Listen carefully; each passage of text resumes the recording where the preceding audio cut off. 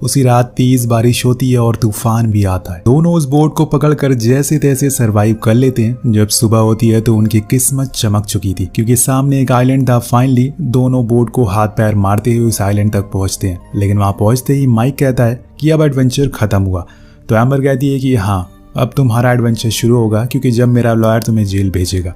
लेकिन अब माइक को पता था कि यहाँ से निकलना इतना आसान नहीं है। पहले तो इन्हें लगता है कि जरूर इस आइलैंड पर कोई होगा, लेकिन थोड़ा छानबीन करने के बाद इन्हें पता चलता है कि ये बुरी तरह से एक डिजर्ट आइलैंड पर फंस चुके हैं।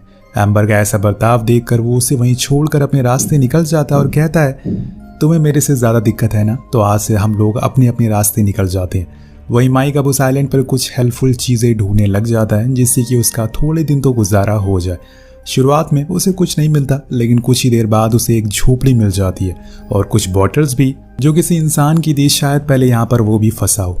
अब यहाँ उसके रहने का इंतजाम तो हो गया था। इसके बाद उसे अपने खाने का जुगाड़ करना पड़ेगा। अब पास में ही समुंदर था, तो उसे ज्यादा ढूंढने की जरूरत नहीं है।